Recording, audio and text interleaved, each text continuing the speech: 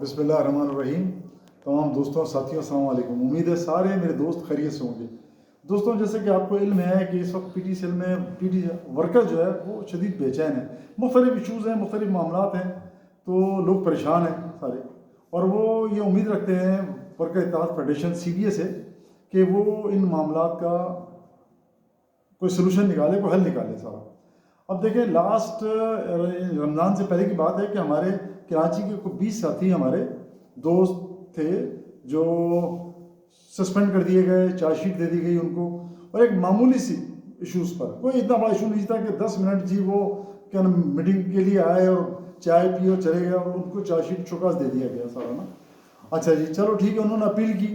اب اس اپیل کی بنیاد پر مینجمنٹ نے کیا کیا کہ ان کو ان کا ایک انکریمنٹ ہیلڈ کر دیا سارا. اب ان کا بونس بھی گیا, ان کی سیلری میں اضافہ جو ہونا تھا وہ بھی گیا سارا. تو یہ زیادتی ہو رہی ہے ورکر کے ساتھ. اس کے ساتھ ساتھ میں نے جو P T C L headquarter کے اندر اور اس کے اسلام آباد کے ارد گرد کے لوگ جو ہیں اس میں 4 یا 5 ساتھیوں کو ٹرمنیٹ کر دیا گیا معمولی ایشوز پر. مثال کے طور پر کوئی سنا ہے جو میں نے ایک ڈرائیور تھا جس نے گاڑی کو رات کے بجائے اس نے صبح کھڑی کر دی. معمولی ایشوز پر نا لوگوں کو ٹرمنیٹ کیا جا رہا ہے سارا نا. مطلب اس کا مطلب یہ دیا جا رہا ہے کہ چھوٹا سا جرم ہو یا بڑا جرم ہو سب کو دینی ہے سزائے موت. مطلب ہماری سزائے موت تو یہی ہے نا کہ ایک P T C L worker کو نوکری سے فارغ کر دیا جائے سارا, تو اس کے لیے سزائے موت ہے. تو ہر جرم کی ایک سزا ہوتی ہے نا, مطلب اگر جس نے چھوٹا جرم کیا تو چھوٹی سزا دے, بڑا جرم کیا بڑی سزا دے دیں ساری نا. تو یہ زیادتی ہو رہی ہے. پھر ایک 1968 کا رولز کا ریفرنس دے کر ان کو چارج شیٹ دی جا رہی ہے ساری, یا شوکاس دیا جا رہا ہے سارا نا. 1968 رولز کبھی بھی پی ٹی سی ایل کے اندر سرکولیٹ ہی نہیں ہوا, اور وہ ٹرانسفرڈ امپلائیز پر کس طرح سے امپلیمنٹ ہو سکتا ہے پی ٹی سی ایل انتظامیہ نے کبھی یہ بتانے کی ہمت ہی نہیں کی کہ جی یہ 1968 رولز کس طرح سے امپلیمنٹ ہو رہا ہے. پھر بابر ستار جو ہیں اسلام آباد ہائی کورٹ کے جج, ان کا ایک ڈیسیجن ہے کہ بونس نہیں روکا جا سکتا کسی کا بھی نا سارا, لیکن بونس بھی روک دیا جاتا ہے. مطلب دیکھیں نا مینجمنٹ کی طرف سے جب اس طرح کی ارریگولیشن ہوگی, ارریگولیٹیز ہوں گی, تو پھر پی ٹی سی ایل کا ورکر کیا کرے, کس کو دیکھے, وہ یونین کو دیکھے گا. اور اگر یونین بھی خاموش رہے تو پھر اس کا مطلب ہے کہ یونین کا خاموش رہنے کا مطلب ہے پھر یونین نہیں ہے اس ادارے کے اندر نا, پھر ہمیں یونین چھوڑ دینی چاہیے ساری نا. تو میری اس حوالے سے سردار اورنگزیب جو ہمارے فیڈریشن کے چیئرمین ہیں, میری ہمارے جو حافظ لطف اللہ صاحب ہیں سیکرٹری جنرل فیڈریشن کے, ان سے میری بات ہوئی ہے ساری, اور ہم نے یہ کہا کہ اس حوالے سے انتظامیہ سے بات کی جائے اور ان معاملات کو جو نا ٹیبل پر حل کیا جائے سارا نا. دیکھیں اب ورکرز ہم سے امید لگاتا ہے کہ ہم کچھ کریں ساری نا. اب کچھ کرنے کا مطلب یہ ہے کہ اگر ہم نے ایز اے یونین کچھ کرنے گئے تو پھر ادارے کا بھی نقصان ہوگا. اور یہ یقیناً دیکھیں اس میں ریگولیٹریز ہو رہی ہیں, قانون کا بیجا اور غلط استعمال کیا جا رہا ہے سارا نا. تو یہ کب تک ہم تماشا دیکھتے رہیں گے سارے پی ٹی سی ایل کی یونینز یا جو بھی ہمارے ورکر ہیں بیچارے سارے. تو مجھ سے کئی جب ورکروں نے بات کی تو میں نے پی ٹی سی ایل کے تمام دوستوں سے, پورے پاکستان کے دوستوں سے رابطہ کیا, چاہے وہ فیڈریشن سے منسلک ہیں یا اپوزیشن سے لوگ ہیں یا ہماری اپنی ٹیم کے لوگ ہیں سارے.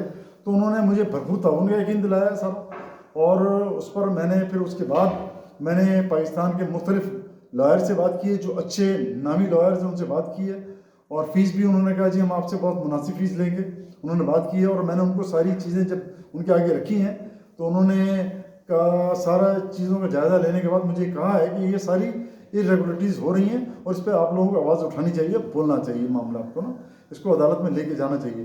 لیکن میری یہ پھر بھی خواہش ہے کہ ہم بجائے پی ٹی سی ایل کے اندر کوئی انڈسٹریل ڈسپیوٹ پیدا کریں, ہم سارے معاملات کو پی ٹی سی ایل انتظامیہ کے آگے رکھیں, اور یا تو وہ ہمیں کنونس کر دیں کہ یہ جو معاملات ہو رہا ہے وہ ٹھیک ہو رہا ہے, یا وہ ہم ان کو کنونس کریں معاملات کو, تاکہ اس پی ٹی سی ایل کا بزنس سفر نہ کرے.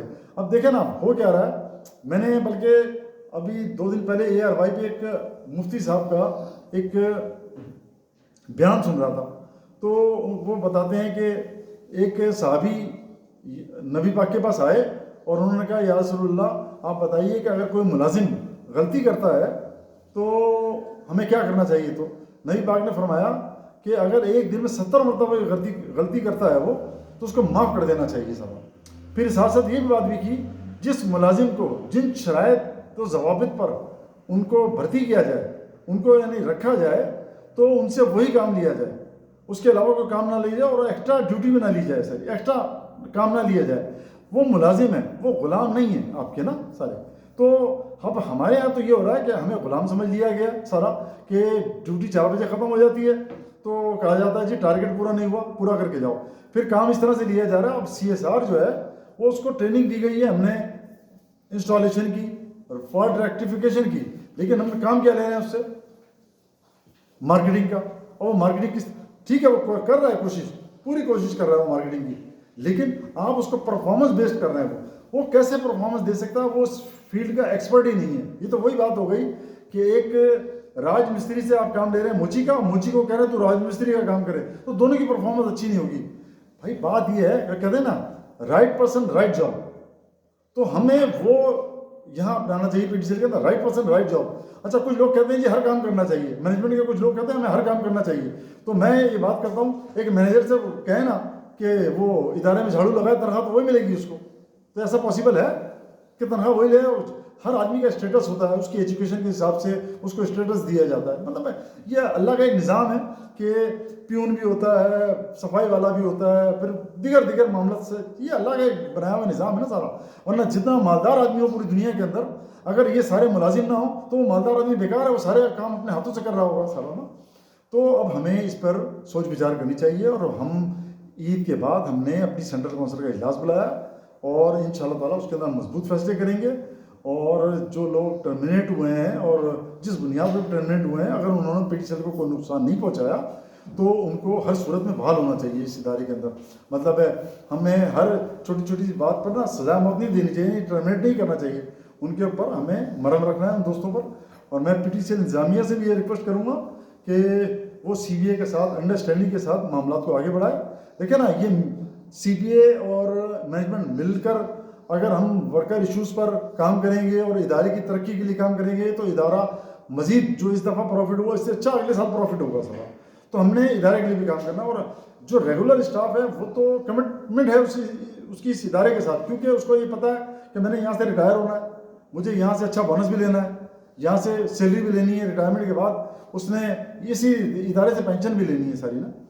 تو اسی طرح سے NCPG کے ہمارے دوست یار ہیں, ان کے ساتھ بڑی زیادتی ہو رہی ہے. ریٹائرمنٹ کے بعد 1.5-2 لاکھ روپے ملتے ہیں, اس کے لیے ہم نے سوچ و بچار کیا ہے. انشاءاللہ تعالیٰ اچھا ہم COD میں ان کے معاملات کو رکھیں گے, اور جب مینجمنٹ کے ساتھ بیٹھیں گے باقاعدہ, جب ہماری بات چیت ہوگی تو ایک اچھا ہم کوشش کریں گے اچھا پیکیج لیں, چاہے وہ ریگولر ہو یا NCPG ہو. سارے ہمارے PTCL کے بھائی ہیں, سب PTCL کے لیے محنت کر رہے ہیں. تو اللہ تعالیٰ ہم پر اپنا رحم و کرم فرمائے. ہم دعا گوئیں اس ادارے کے لیے کہ اللہ تعالیٰ ہمارا ساتھ دے. اللہ حافظ.